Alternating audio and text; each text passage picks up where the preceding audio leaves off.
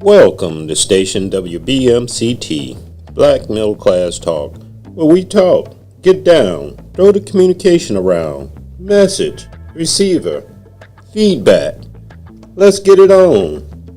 Your host, CC, and your co-host, EB. Let's talk, communicate.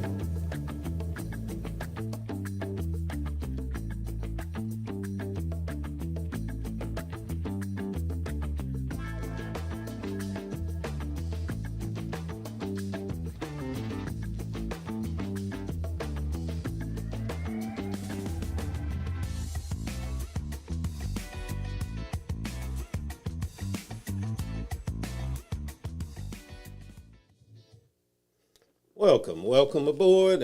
Another week to come out and have a good conversation with BMCT, Black Middle Class Talk. I am your host, CC, and my co-host here, EB. And we're just trying to build up some content here. If anybody's out there watching live, feel free to email us any thoughts or questions you may have that can add to the conversation. If you have a phone number, you can always call. And as we always do, the set for the first 15 minutes is we're going to talk about domestic and international news. In the second 15 minutes, the topic of the day was desegregation, beneficial to Black Americans. And then the topic board, which always ties into the daily topic, the topic board, we pulled off of their socialization. It kind of goes to desegregation and socialization, but we'll work that out, and then that'll be the third quarter of the 15-minute hour. And then the last quarter of the hour, entertainment, the subject is going to be workplace dress code. And I think you'll find that interesting, considering what we see on the sportscast sometimes. We want to, and maybe on the newscast, sometimes we want to know what's the dress code, or is there one in today's world? So that's just, the entertainment is not really to be taken seriously. It's just more for, we'll leave the show on a high note, because some subjects can get a little touchy and a little sensitive, and so we always want to leave on a positive note. And EB, my co-host here, always brings the domestic news, and it always ties into the international news. And I think, brother, what you got for us this week? Well, this week we got what we have every week, some more BS coming from the Trump administration. But this week, last week, they had Pete Hegseth came to Congress, and supposedly we would all could hope and cross our fingers that he's going to come and lay it out to the American people, something that the president should have done weeks ago. Now it's coming up to months ago. But he went to Congress, and he really still did not tell Congress what his plan was. All he coming with these sound bites about how they have been obliterated, and they don't have a Navy, and they don't have an Air Force. But then again, every time, either Trump or Hegseth speaks, the Iranians makes them out of a lie, because they showed just yesterday, they showed Iran shooting in the direction of a Navy ship that had the attempt to try to escort ships through the Strait of Hormuz to show that it is open, but only 2 ships got through. So that's not really no success for anybody. But that's one of the things that, and like we said, and we've been saying for the last couple of weeks, is that all of our domestic news always ties into international, because we're still talking about the war itself. And there's other plenty of things from a domestic standpoint that speak about is. Quick question before you move on. Yes, sir. You said only 2 ships got through. Only 2 ships got through. How many are waiting? How many? 1,500. 1,500. So it's less, like 1%, less than 1%. Less than 1% got through. What was your? Okay, go ahead. What else I was going to ask you. What is your thoughts on? Do you think that'll work if the military guides all the ships through? Is that possible? Is that a feasible thought? No, that's not feasible, because you got to think about, the amount of time that it takes, to get those ships through there. So that means that the U.S. Navy is going to have to submit a whole carrier group. I don't know, Navy. Okay, yeah, You know, right. to, But that, to be able to do that. And the reason why I bring that up is I don't think anybody's eager to be the first to go through there. Right. Because you can't get a do-over on a oil ship. Once that sucker's blown up, it's blown up. You're lost. The insurance company's lost. If most of them are insured, and that's what the problem is. And who trusts Trump to guide you through? That's what it comes down to. And that would be foolish of anybody to depend on the United States to guide you through it. Like we don't have this caravan going freely through the Strait of Hormuz in a war. That's just to even bring that up into as a option, I think is ludicrous, because nobody, first of all, you got to get somebody to buy into that. And I don't see anyone buying into that. You're right in saying that it's ludicrous, but then again, to think about, if you say, let's go 10 years ago, if the U.S. would say, hey, just follow us, we'll go there, you know how many people would say, hey, let's make it happen, because that's the respect, and that's the power, and that's well, I go back to respect again. The reputation. I'm sorry. Mm-hmm. Yeah, thank you. That we had as a country, that we held to our words.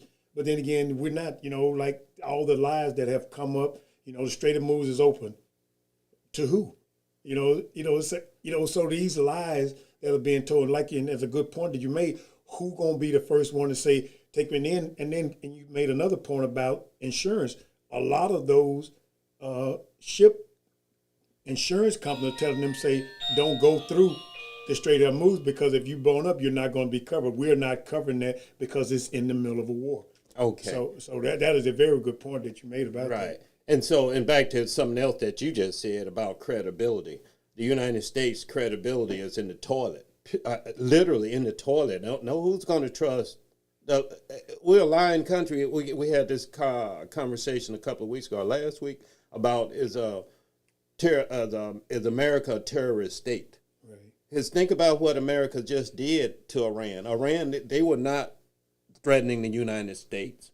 We were the aggressor. We're the ones sent bombs into the country and blew up 2 schools, or at least one. What was 2 schools or 1? I know it was one school, girls' school, with 160 children and adults, but it was a school. Where's your credibility?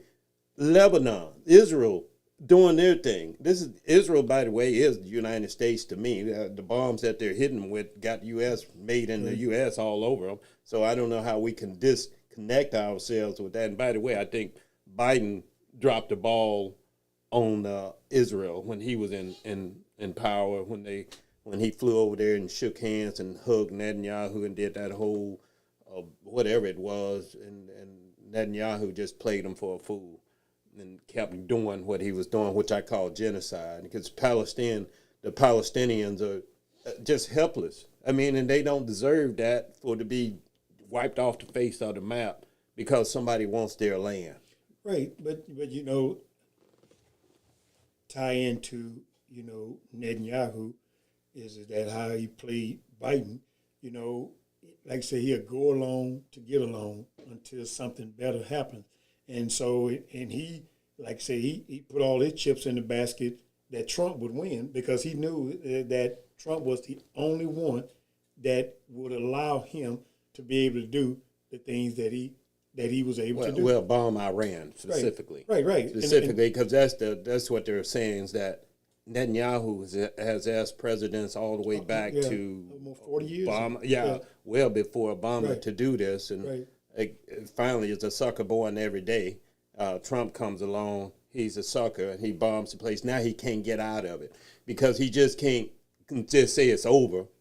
He's in a war. Well, let's take 2 to tango. Right. Yeah, right. So that's why Iran has said, well, we didn't agree to that. And so that's where we're at. It's funny, man, that it's sad that Iran almost becomes the good guy in this scenario. It is. Isn't that sad? Yeah. But see, and the thing about it is that I believe the thing that Marco said first is the truth. When he said that Israel said that they was going to go in and do the bombing, so they felt they forced their hand. But then again, Trump didn't like that look. That look is showing that he's weak. Oh, wow. So that's why he took it. He took that narrative and said, no, it wasn't them. We was gonna do it. You know, patting his chest. We was gonna do that anyway. And then Netanyahu, he's getting what he wants. Like, yeah, no, how y'all think that we are the one that made that decision? Don't nobody tell Trump what to do. You know, but I believe that. I believe that narrative. I believe that's the way it was that he was basically telling them that he was going to go ahead and do it anyway. And Trump, and what you're saying, and Trump to avoid looking weak. And that's a sucker. That's what you call a sucker. And the fact Trump always boasting about how strong America is, and he's made us look the most weak we could ever be. Not only made us look that way, we are that way. We are weak right now. You can believe it or not, but we're weak. Nobody's trusting us. Our currency is being devalued. The world is moving on with environmental solar panels, wind, solar. In fact, if Trump comes in and just tears up the Obama deal. Right. I mean, because it had Obama name on it. Yeah, that and so we're weak. We're weak, and we might as well admit it. I don't know where we're going to go. I'm sorry. I think we're out in the wind because of leadership. We got a one-man leader, and he's Alzheimer's patient at best. At best, on a good day, he's just flat out crazy. Like he told Congress, these people are crazy. Like, wow, kettle calling, the pot black. Right. Yeah, my goodness. So we're in a bad way. The world is in a bad way right now. This is I think maybe if we get through this, we'll come out better. In the last 3 minutes, the other news aside from that was in a domestic. Go ahead. Finish the last point on domestic is that I saw last night is that 5 backed Trump candidates in state races. They won 5 out of 7 won in primaries. Oh, in primary, yes. Yes. So what it is that those are the people that anybody that voted against the redistricting and all that, Trump put somebody against them, and 5 of them won. So that, of course, I haven't heard it anywhere, but of course, before I know the end of the day, he's going to be pumping his chest. Okay, and that makes sense. I think Indiana was one of them. Right. Indiana had quite a few candidates, I thought. Right, yeah, but like I say, just a primary for the Republican. Okay, that's right. And so it might work out for the Democrats because what's coming out of that fiasco, the primaries on the Republican side, is that you're going to get some crazies coming out going against a normal Democrat. And the Democrats got the momentum right now, got tremendous momentum. And as you said, Democrats never miss an opportunity to miss an opportunity. And so the jury's still out on that. But at least Trump still has, and that is troubling, that he still has this great influence in the Republican Party in the primary. It is similar, be honest, that's similar to the influence that black people as a group have in the Democratic primary. Mm-hmm. Now, when we get to the general election, black people kind of get watered down, which leads us into the other domestic news we may have to bleed over into the next section about concerning the Supreme Court ruling, gerrymandering.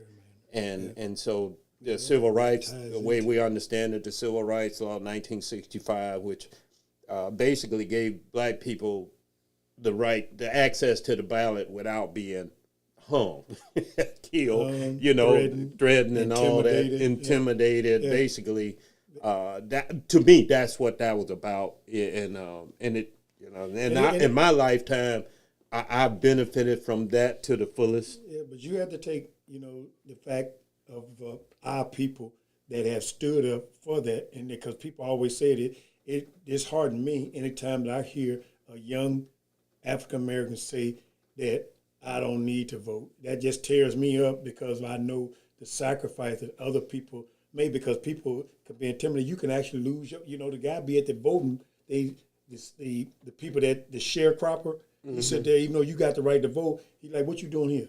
You better get on out there in that field. That's and right. if he didn't, he lose his job, and then his family's affected. So. That's right. I like that. Yeah. I like that example.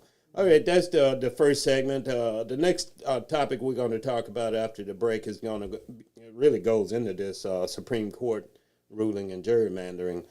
The topic of the day was desegregation beneficial to Black Americans? It's a good question, and we're going to discuss that after the break.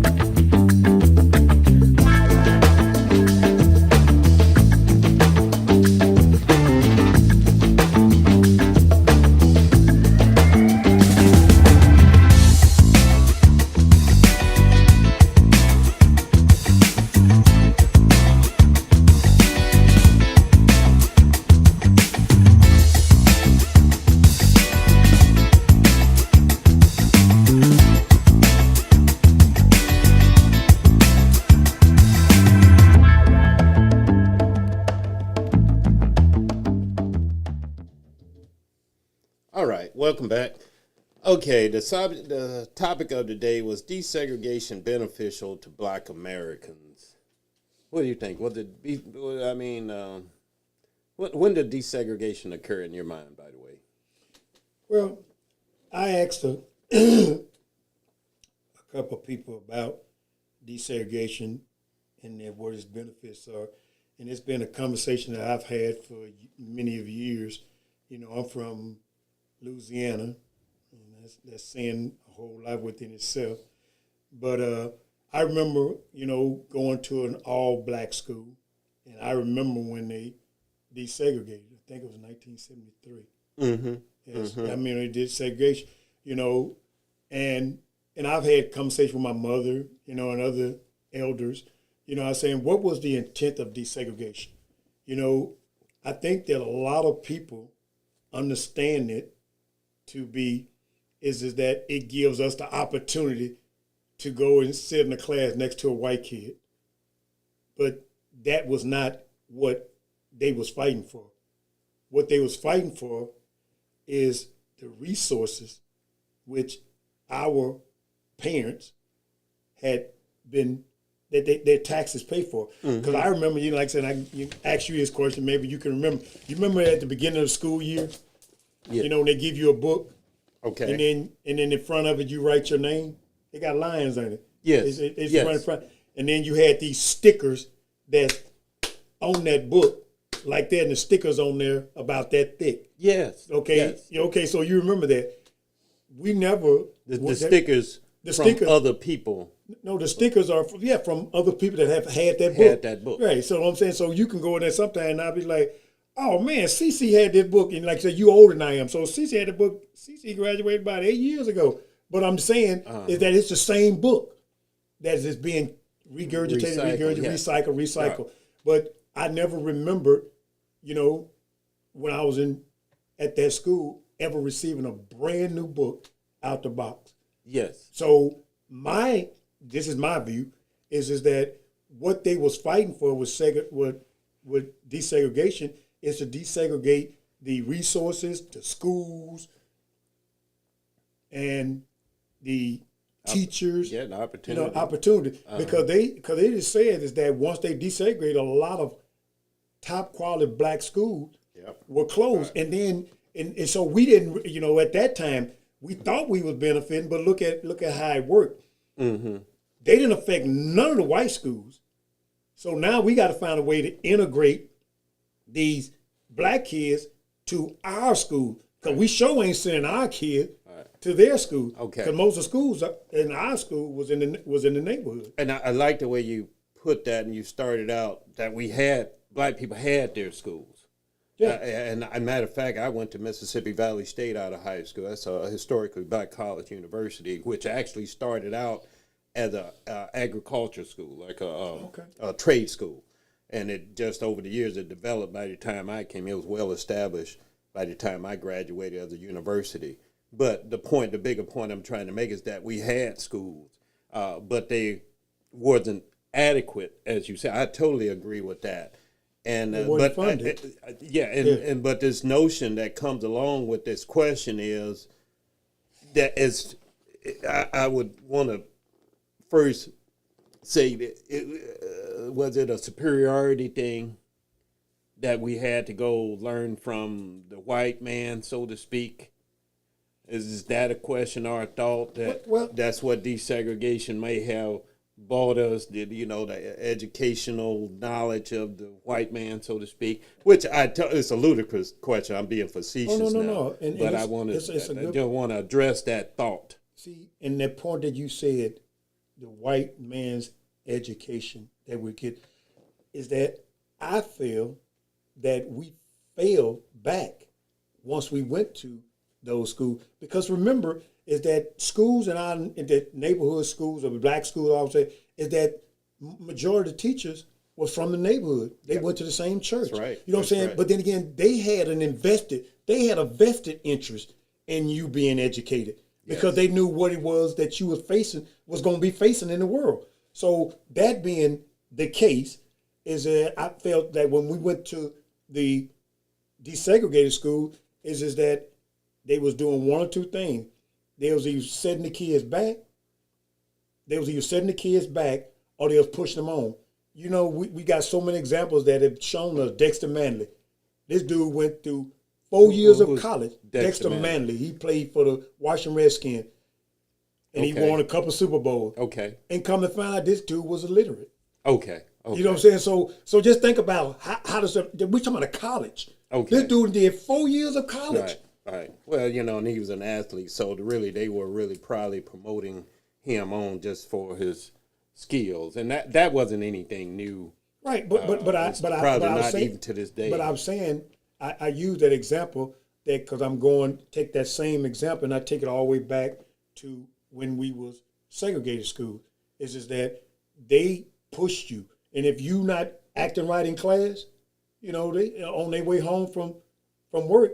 From the school, they're gonna pass by the house, and tell your parents. Okay. So that's all they chastise you themselves. Right. You know what I'm saying? Right. And they had that permission to do that. And let me give you a little bit of my experience. Right. I grew up in a black neighborhood. It was all black. It was rural. Most black people. I'm from Mississippi, and most black people live in the rural area. That just by the nature of the segregation of the the sharecropping thing, the whole slavery thing. We were segregated, but hey, here's the thing: like you just said, we had black teachers, we had black farmers. My granddad was a farmer and a carpenter.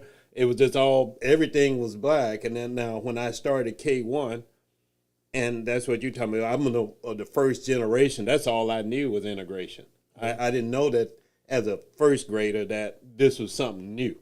Yeah, just thought this is the way it was, and like you're sitting on beside white kids and so forth, and learning and competing. By the way, very well.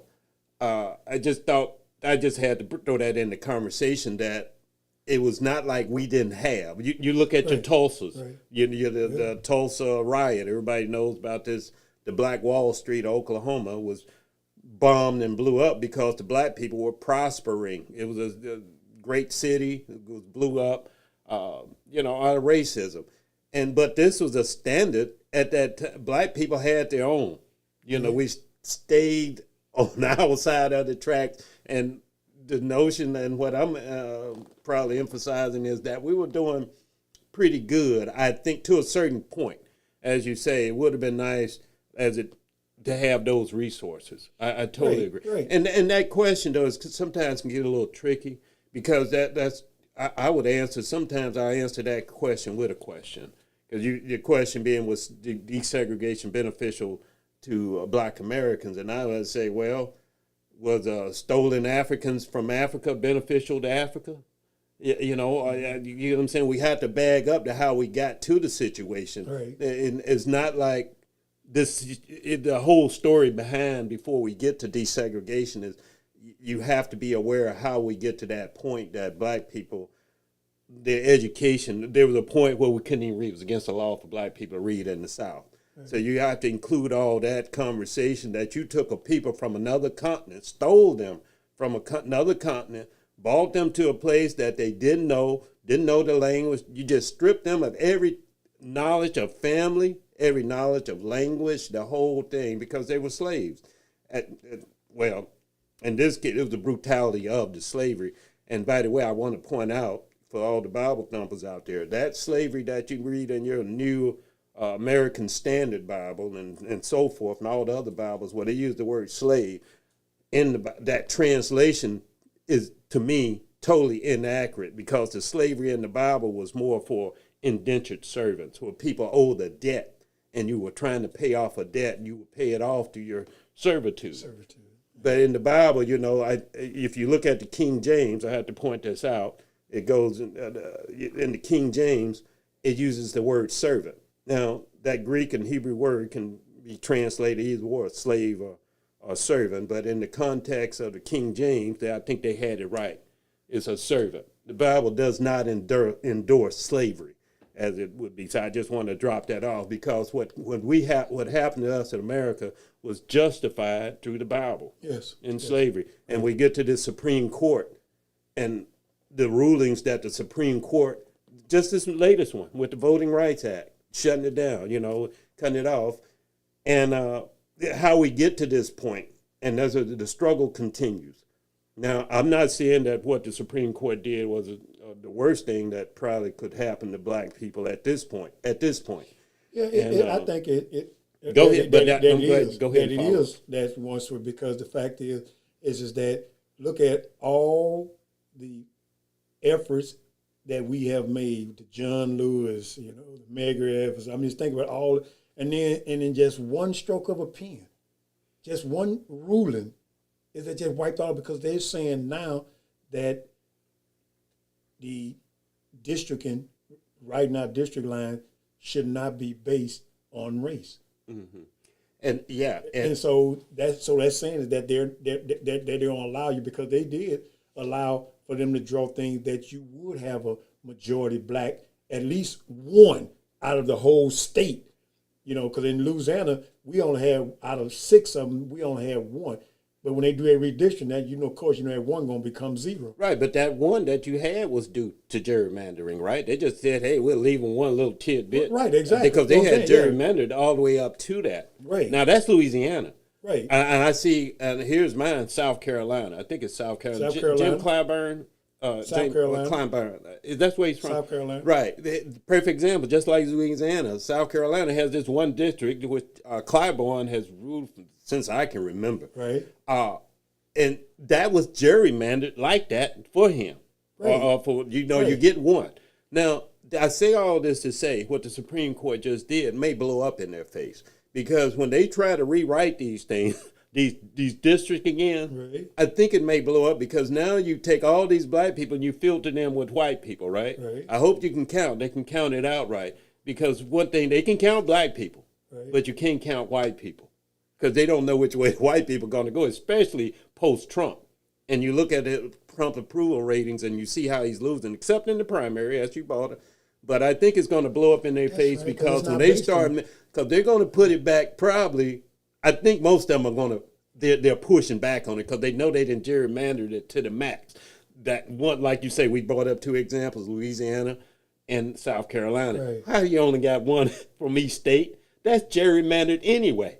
So Right. you don't make it down to 0. Okay, you just don't put all the black people with everybody else, and you're going to try and do the counting and say, oh, okay, there's these groups, Right, sure. and you're going to put a few in this group, few black people in this group, few black in this. What I'm saying is, I don't know if So the gerrymandering is going to play in their favor. So the hope is, when they're doing the gerrymandering, is that majority of those white people that they taking on New Jersey are on their side. Yeah, That's the hope. And they don't know it. Yeah, gotcha. Yeah. Okay. They're against them.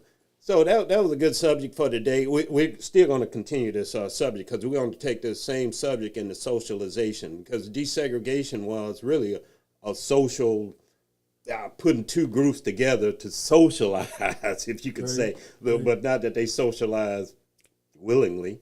In fact, there was some good fist fights. If you're back in the day, you could get that's one of the things that get a front seat to. Desegregation brought along, is that there was a lot of fighting and threatening that came with coming to those new schools. Yes.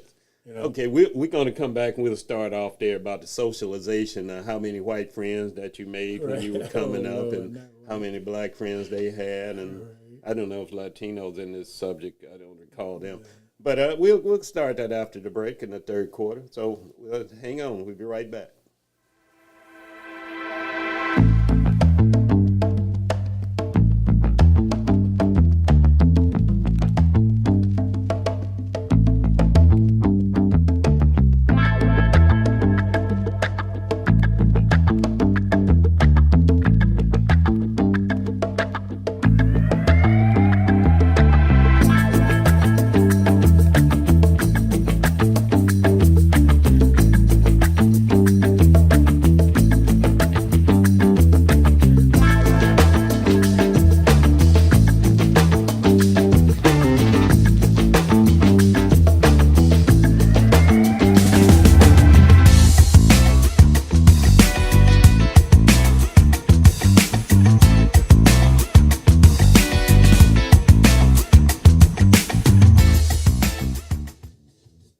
Welcome back. I was just looking at the break film that we were showing. If people don't know, that was a protest. That was the No Kings protest. Me and EB went to just some highlights from that. So that's what that is in the intermission there. But we were talking about desegregation, was it beneficial to black people? And now we're on the topic board of socialization, if you can put that on there, producer there. That on the topic board is socialization is in some of the one of the talking points we have that when the show comes on, we can come back now. And so I just wanted to follow up on that conversation that we just had, because my dad was a teacher at that time. And I was looking at your notes there, and it was talking about the thousands of black teachers who lost their job during desegregation, and some, were able to go to the white schools and maintain. But my dad was a teacher. He lost his job. He wound up in the end being a landscaper, and he was a very good landscaper. He knew all the genealogies and the species and the so and so, all the subclasses, and that's where, in fact, when we would go out, he was a country boy like me. But in fact, all the teachers back then were really country boys. They were out the country, but they were just smart. My dad was very smart with science, and so, but that's the way it went. But it didn't really hurt him per se, because his socialization skills were impeccable. And when I say socialization, I mean with white people. And, and that's why he was able to, he had a whole, like you see the Latinos today, they have a whole contract of the whole city, and he does different yards and so forth. But his socialization, he socialized, he'd go to the coffee shops, meet the white man be sitting in there at the coffee shops. He knew them all. Now, mind you, he didn't sit with them. Black people sit on the other side or outside or wherever, but they all knew one another. But it's funny. It's funny that you say socialization, because a lot of people from that time to see that what is the tag that they would put on a person that we call, me and you both know that it was socialization, is that he was assimilating himself with the people that's going to be clients or whatever. But I'm just saying, just let's go back to the country and say, the people that see him socialize, like, what is the one thing they used to always say about people like that? Here we go. I'm just asking, what?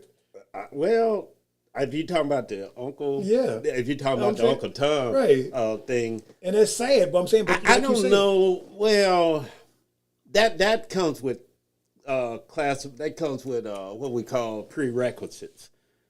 I thought the word Uncle Tom was just not, you wasn't Uncle Tom just how you socialize, went over and talked to him, this and that. The Uncle Tom term I always thought came into play when you would sell out, when you would, let's say, you get called an N-word in public, right? Let's just say, hey, N-word, you didn't get my grass cut right. You didn't trim my grass, right? And you get right in front of everybody, right? Okay.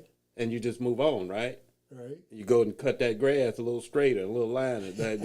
You trim it a little bit better. Right. I think that might be a prerequisite. But now, just because you're socializing with white people, I don't think that's I don't think that's ever been a prerequisite for the word. Now, I guess everybody, the word Uncle Tom, exactly. by the way, is just a word, is a slur, by the way, for those that don't know, for black people. If you want to, in a fight or something, you get upset and you throw that word out there, well, really, sometimes it's fighting words. But I'm saying, when you're saying that it's a prerequisite, I'm trying to track which, because that association, no matter how it comes about, still comes with the same end results, because they're saying it's just that, you can't go over there and sit with that guy, right? But you can go over there and have a couple words, and then you go back over in your corner, and then you go outside and you wait for him, and then you talk to him out there.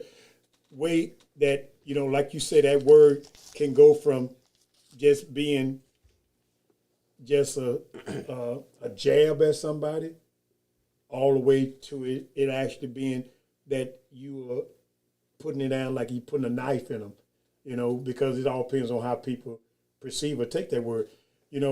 You saying is that your daddy was a good. I'm not saying your dad was Uncle Tom, first of all. Let's be clear on that. I'm just saying, and that's why I asked the question, is that how is it that people that see that, how it is that they would read that, just the same as like with if you at your job and that you're good at your job, and then all these folks over here, depend on you and they come to you all the time, and then so with all the other, and then you go on up in the company. Okay. You know what I'm saying? Okay. But then again, they would tie that into, but I know it ain't the person, it ain't you, and it wouldn't been your dad. It was the other folks. Is that so? That's easy for them to use that as that the reason why he's having that success is because of his socialization skills. Right? Yeah, because his socialization skills. What I'm saying, but they would tie his socialization skill into being a UT. Okay, I get where you're coming. Right. And let me start from where we ended at. With school, with integration of schools. When we were, like I said, I didn't know the difference, but my older brothers and sisters, they had to fight. One or two had a fight in school with a white person, might have called them the N-word or whatever. They had it a little bit harder because, see, they didn't start at K1 to K12. They started at K6. And the white people there, everybody's seen the black and white pictures. The white people didn't want them to be there, so of course they had a lot of fights, and they're based on race. And the socialization was not built in. In fact, that's what you're going with. If you were socializing at that time when the black folks was fighting one another, and you all of a sudden you got a pass, how you getting on that side of the line, and we got a fight over here. Right? You the Clarence Thomas.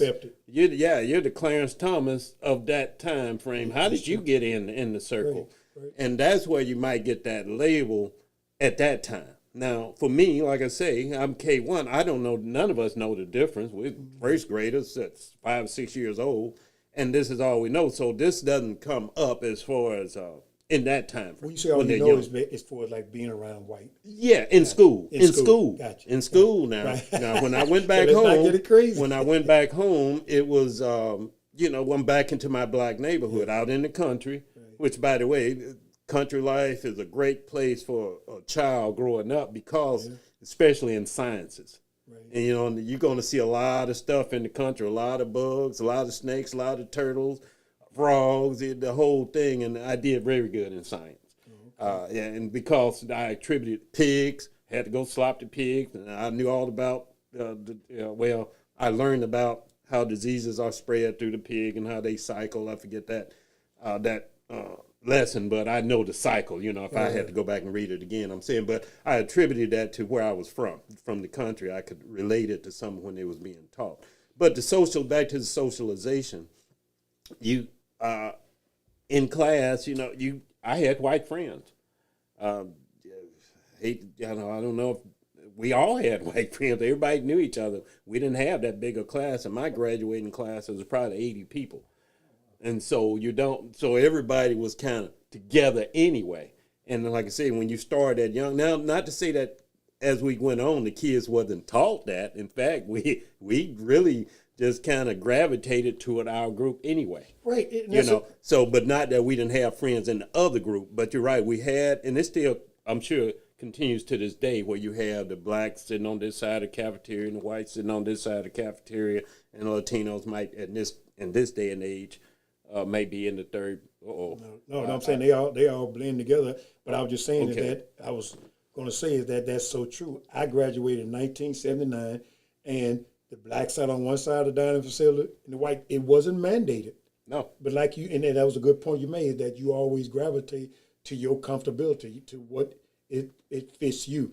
And at the pep rally, blacks are on one side of the gym, the white side. I'm saying, but they play. But I'm saying on the football team, they all play together and all. But I'm saying, but that was that separation. But then again, that separate it was a veil separation. It wasn't that no law said that we have to do that. That's right. Right. It wasn't forced upon us. And since you brought up sports, because I was an athlete too, and I'm speaking from a certain perspective, by the way, being black from the black perspective, but also from an athlete in my experience, and that's where a lot of my friends came from sports, like basketball and football. So even though we were sitting on different sides at the cafeteria, if I wanted to go on that side of the cafeteria, I had a couple of friends that I could sit with if I wanted to. Right. And if they wanted to come on this side of the cafeteria, they could easily, because we knew each other from sports. And that's one thing about sports. Sports bring you together. You know, and then because when you're in, especially football, you get hit and getting your head knocked off, and you figure you got to depend on the next person. The helmet looks the same. He ain't going to be hitting you. You're on the same team. That brings a close in sports, even with the fans. Generally at the football games, I don't see there wasn't any groups when I was playing school, because just too many people at the game. But so I just say that to kind of see it plainly, what our experiences were. I'm not saying that was everybody's experience, but I'd say socialization. Being to socialize is very important in any time, in any era of time, to get outside of your group, outside your comfort zone, because at the end of the day, we are all human beings. That's what it comes down to, being a good human being, not submitting to the things that, say, Satan would want you to come into, to draw you away from your humanity, should we say. Because I think sometimes we, especially today, that's what I think we're coming to the understanding that we have, and we're still in this culture of dehumanization, especially with the dummy at the top, emphasizing this. Right. And I don't think that works out very well for us on the socialization point. No. What do you think? No, it doesn't, and by us having that person at the top, that do cause a lot of the ills that we have in this country now, is that because it's being perpetrated by the top, and so, and then all these minions from the end, say, so where do you cut that off that you can actually line that back up, because you're going to have all of them, because even after he's gone in 2 years, you still got, the minions that have been breeded, and then they've been fed. So in other words, now they matured, now they're at a point that they can make that, like say, so somebody's 16. In 2 years, that person will be 18. Mm-hmm. So now that he's been fed for 2 years of that, conditioned, so now he's ready to carry it on. Right. And then that's what bothers me sometimes about that 37% that, and by the way, we're talking about Trump being at the top and just filtering down all this doo-doo upon people. But I was going to say, it was something you was just saying that, I thought went that fast. Oh, with the dummy at the top advertising this stuff all the time, like you say, he's infected a whole new generation, so to speak. And this 35% where he is in approval rate right now. That number bothers me. Exactly what you're saying. Who is this 35%? They got to be hardcore racist to me. Right. To me, now I'm just saying this. And if you say that Trump isn't a racist, I got a bridge to sell you in Brooklyn.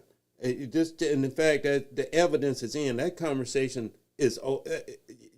If you come into talking to me and I bring up that Trump is a racist and you deny it, Well, that's a short conversation to me. We can't even get off the ground because you're too far out there for me.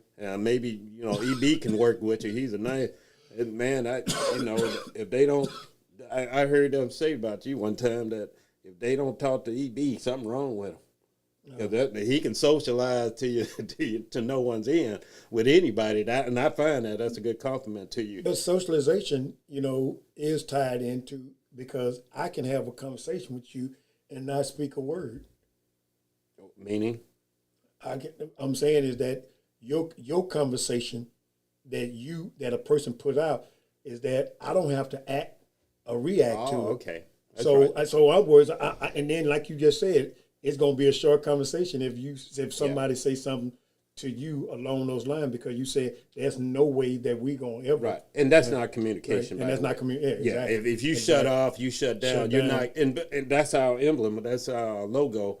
The feedback of that's what makes a conversation complete, when you bring the feedback. Right. So if I'm not giving you any feedback, we're not communicating. Well, we are. You get I'm communicating back to you with my silence, with my body language. Right. This conversation is over. Body language is a conversation too. All right. So that was good. I hope we got something out of that.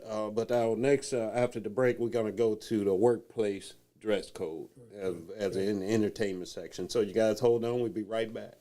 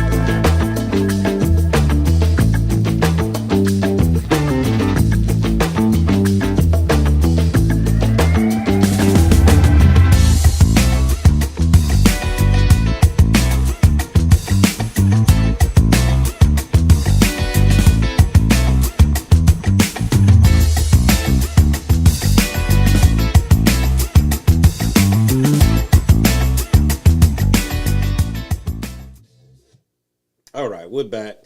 We're back with last quarter of the hour.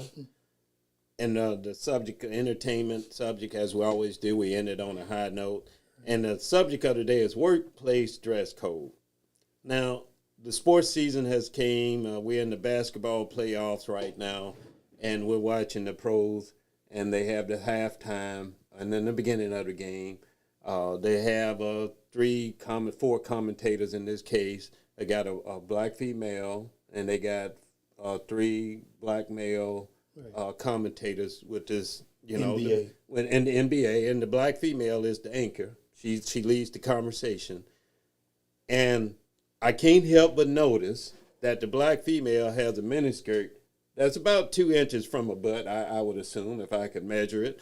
It's pretty short. Now, the outfit looks good. I'm not going to say that, but it's hard for me to focus on her without looking down at them long, pretty legs. I'm sorry. I'm a man. I'm a visual guy. I can't help. Now, the other guys, they got their nice business suits on, and they're talking, really professional type. Best, they analyzing the game, but I just can't get my eyes off them legs. And by the way, the female is very qualified. I mean, if I could get my eyes off them legs and just listen to what she's talking about, she knows the game in and out. She also does football. Right. Same thing. In fact, in football, there's 2 other anchors with her. And there's a black guy. This is for football. Football player. This is for ex-football player. And an ex-football coach. And an ex-football coach. So the 3 of them, they're standing there and they're commentating on the game, but it's the same scenario, except the black guy, the black guy is right next to her, commentator. After she makes her comments, she kicks it to the black guy. The black guy, he turns and starts talking to the white guy, about like I talked to you. And she's standing right there. Aren't you supposed to swing back and have everybody in the conversation? He never looks at her. And when I was first seeing him do that, I said, that is so disrespectful. I took it as, he doesn't like the woman being the anchor of the show, and he's just going to disrespect her on live TV. He never looks at her.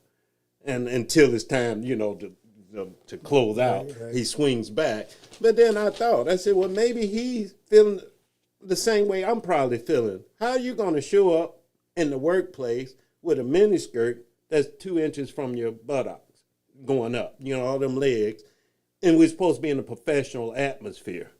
I mean, she speaks professionally, but that dress does not match, in my opinion. What do you think, E.B.? Well, it's funny is that we use that because that's what we notice. Because I've seen, on Sports Center, some white female commentators and I kind of said the same thing. I'm like, man, even I come local, right here in Chicago, the lady that do Cheryl. That's right. Cheryl Scott. Burton. Cheryl Scott. Okay. When she comes on, we be saying, "Where's she going? She going to the club after she get off work?" Yeah. I'm just saying is that, like you just saying, is that we all have our own business. It might be because we old school. Yes. That very well might be it. Right. Because the kids of today, they're not fazed at all by that. The young men of today, they're not fazed at all by that. They're not focusing in at all because, we talking about dress. That's how, just like what we got on. Back in the day, if you're doing anything that you're presenting out into the public, like we'll have a suit, tie, but I'm saying, but it Even don't going to church, by the way. right.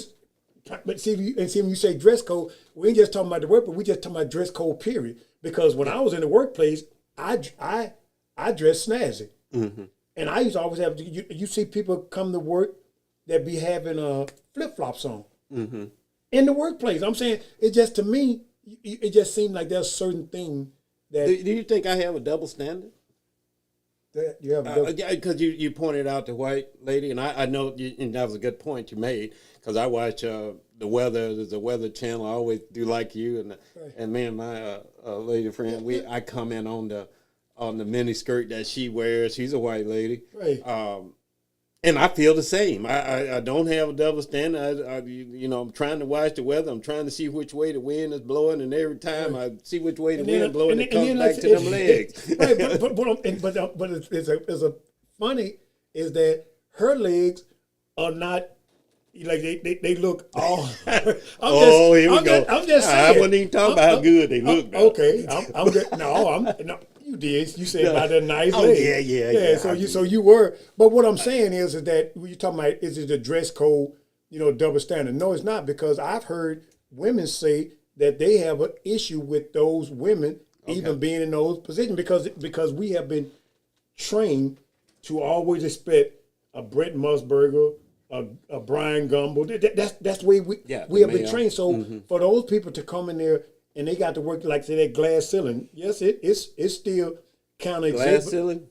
Yeah, it's a glass ceiling that they saying that's keeping. Will a miniskirt get you through there? Because I say that facetiously and funny, right. But because that's where you lead it to. Because with this lady's talent, the one in question that we're talking about, she's leaving it open for people to say, "Well, I see how you got that position." That's hey, you're right. Hey, right. I know. You've been working it, girl. Right. You're still working it. You're looking for another promotion. Yeah. And then the black guy, like I said, the one that never looks at her, he's like, "Yeah, you got an advantage over me. I ain't got legs like that. I can't flaunt it like that. You're gonna beat me in promotion. I want it to be the anchor." But the next subject that we can have about this is, whether men discriminate against women in different positions. Say it again. Do men discriminate against women in what said men positions or jobs? So, what we just talking about, the way that we've already been trained, all the way I've ever seen, as far as like being a commentator in sports, is a man. Period. Okay, are you saying do men discriminate against women? Against women in those positions, like you just said, that the way that guy don't look at her. Why is he not? Because and what you said is perfect. Is that in a conversation, if there's 3 people standing there, 3 people should get at least a gaze, eye contact. Yeah, right, eye contact. So is, I guess, that like I said, that's for another conversation. But he wouldn't be discriminating against her person. And maybe let's clarify what we're talking about when we say discrimination. We're talking about the management having the choice of making the black male the anchor as opposed to the black female the anchor, based on he's the person in charge is not making that decision based upon talent as much as he's basing it upon those legs. Now, that discrimination, is that what you're saying? Well, you say, you talking about, look at Fox News. Okay. And they always make a joke about it. Look at how many of all those women anchors on the morning news have always been blondes. Go back and look at it. The only thing. And then they, like I say, and you talking about the and you talking about the miniskirt. That ain't the I'm just only saying. thing, I'm just boy. saying. So what is it? But then again, but you have some women that say is that when you present yourself that way, you put yourself in a position, like you just said, for them to think that the reason why you're there is because of your nice blonde hair or your pretty legs. That ain't the only thing, but that's fine. Yeah, but that we'll go with for now. Yeah, but I'm just I saying, get myself in trouble. Right, I get that, but I'm saying is that we can go, like I said, that subject started off talking about that young lady, and but then again, see how that conversation evolved. It evolved in church. I remember the first time I seen somebody wearing a hoodie with like a sports thing on there. That threw me off because, like you say, where I was raised is that when you go to church, you're gonna wear some slacks and a button-down shirt. That's right. And That's if you had it, a tie, a clip-on tie. Mm-hmm. That's church. That's a dress code. I hear young people. I think we need a different perspective because you said young people wouldn't see these things like that. In the last 4 minutes that we got anybody on the line holding on the young people? Because going to give their. I thought we did. That phone, it always never fails. Young people always want to get in on the end. Come on, let's put young people through. See what they say about this dress code. I think dress code nowadays, how EB was saying, I guess we don't really necessarily think it's too much, when it's like, say a girl wants to go in a mini skirt or whatever. I mean, we don't really look at it like an issue because of the way society is today. Things are more normalized now. It's more normal that you see females showing a little bit more skin versus how maybe back in the days were, And in your opinion, what is the reason for showing all that flesh? I mean, as a man, I can't say that one. But are they fishing? They looking, hunting. They on the hunt. It's whatever they think it is. Honestly, does it work for the young people? I mean, the young males. The young males don't care about that. Not necessarily. That's what I'm saying. Yeah, not necessarily. What I'm going with the young caller just said is that they don't that's normal to them. Is that it surprised me when my daughter, they have all their friends, they all be hanging out. Yes. And they'll go and all go to sleep. They all go to sleep in one room, big open space, and they not fazed by it like us. We like the boys got to go in their room and the girls got to go in their room. No, they don't.